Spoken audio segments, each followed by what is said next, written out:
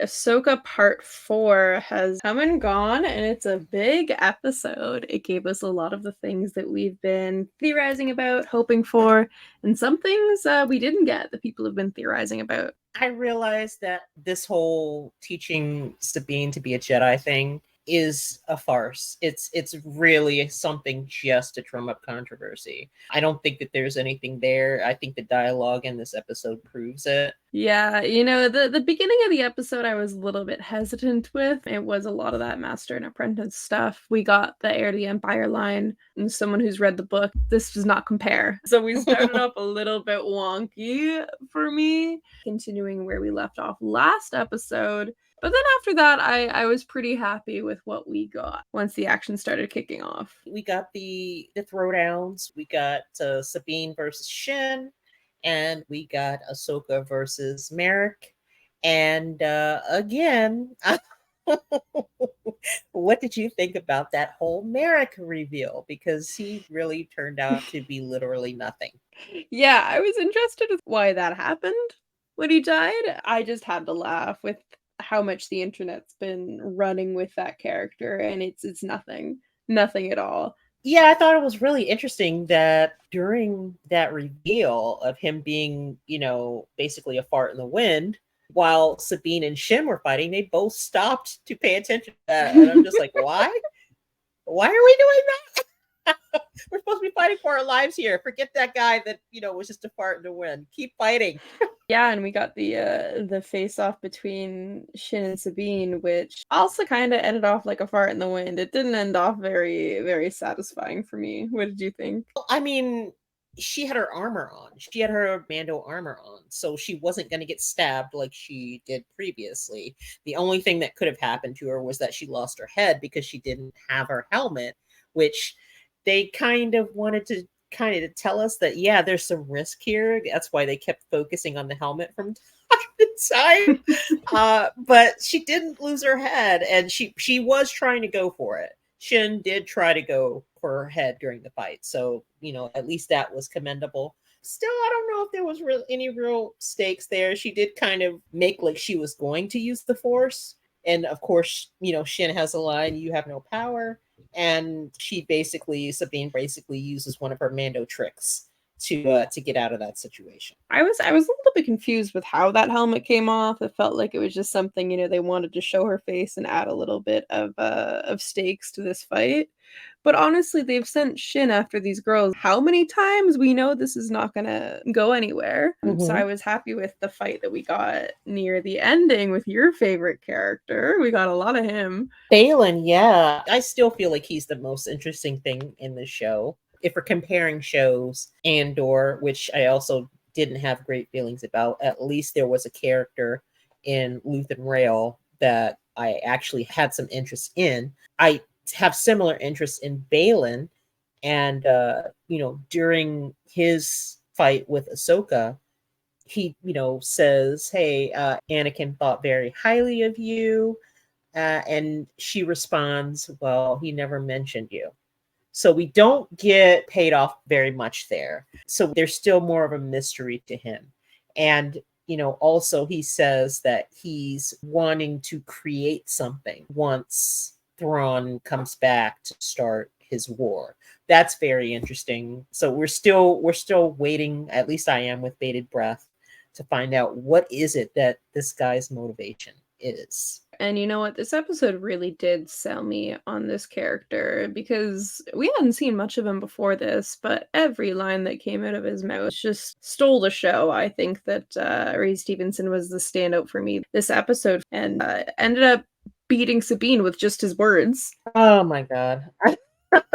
Although I have a lot of questions about why she wasn't really trying to look for Ezra before Ahsoka showed up.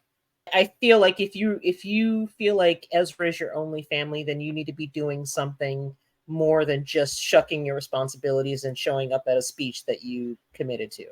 You know what I'm saying? And Yeah. I don't buy that, especially with where this goes. She essentially kind of betrayed Ahsoka. here. Oh yeah. Because Ahsoka so-called dies in this episode, and we'll talk a little bit more about that.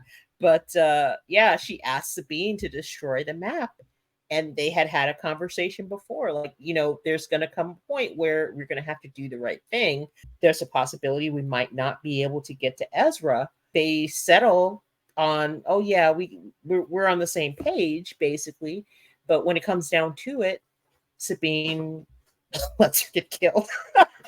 Yeah, I feel like I always saw that coming. It was kind of set up at the beginning of the episode. I think that Sabine left it at like, it's not going to come to that. Well, here we are.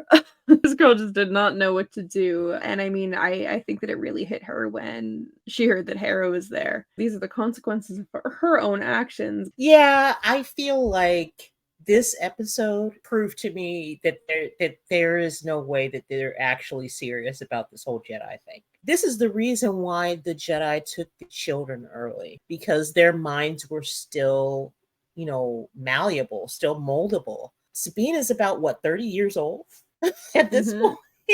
She's gone through a lot, obviously, but she's also done a lot. So just have Sabine and Ahsoka be friends. I think that the story would have benefited if they could just have been honest with some things instead of trying to use tricks to, bring the audience back in. Why can't they just be friends that are trying to save their friend, but also trying to save the galaxy? That would have been acceptable. They didn't have to bring in this whole master and apprentice thing. For sure. At this point, that whole storyline is kind of feeling like filler to me. So I'm hoping that we get more of the actual plot that we're following this show for. At least I am in the following episodes. But they make the jump through hyperspace. Got this crash. Okay, first off, I have no idea why Hera couldn't find a babysitter.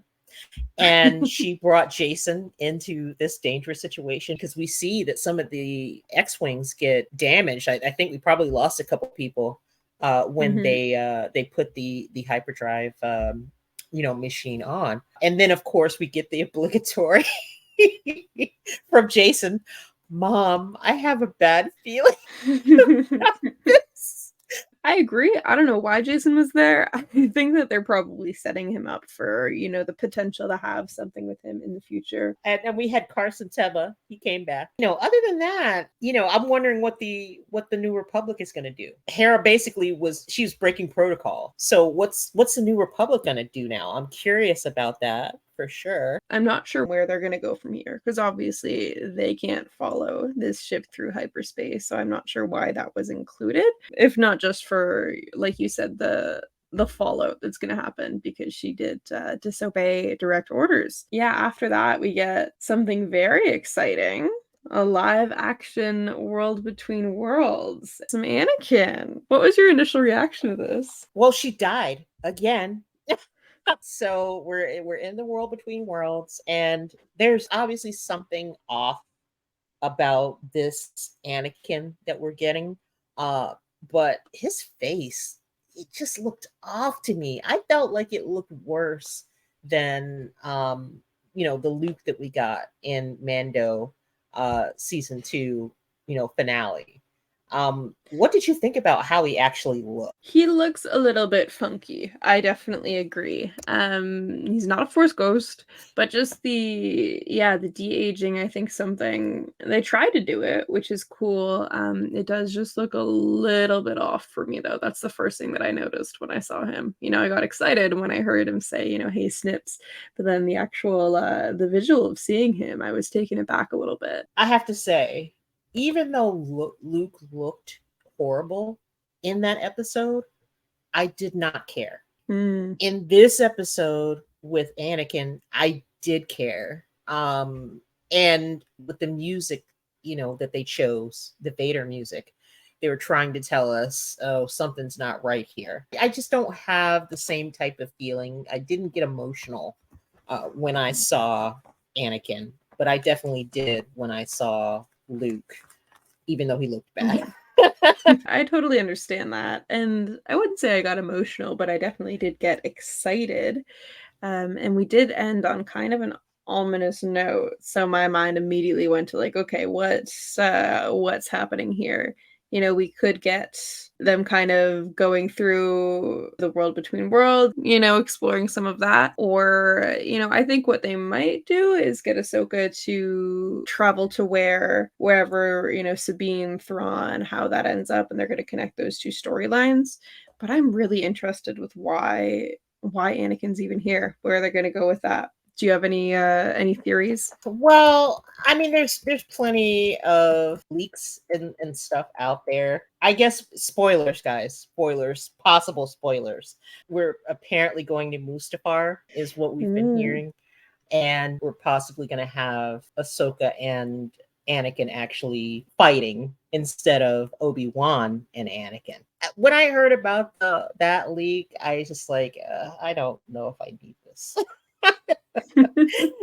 What about you? Do you think that there's something to be gained from us seeing that type of stuff other than just nostalgia bait? That's exactly what I was gonna say. It really is pulling on those nostalgic feelings. And you know what? I had heard just something at Mustafar may happen. I didn't know exactly what. And that's very, very interesting. It kind of feels like a what if scenario like, from the MCU. I don't know if I'm down for that. I feel like it should connect to the wider story. It feels kind of like clickbaity nostalgia, you know? I'm like, kind of hesitant upon first hearing about it. So we'll have to see how that goes. Right. So we're halfway through. So you're still on board with everything that, or most things that they're trying to do. Most things, Some things, yeah. maybe.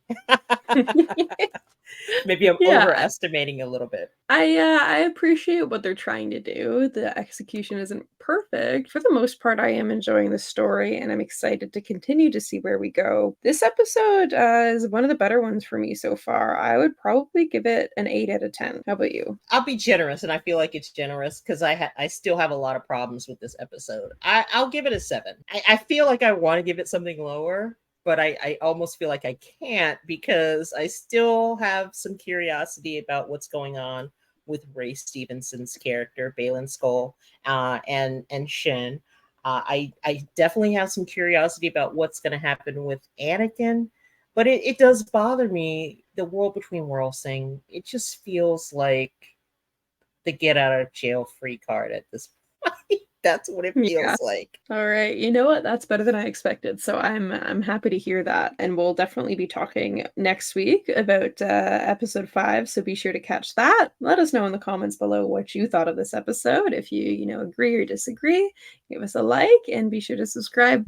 Thanks, y'all.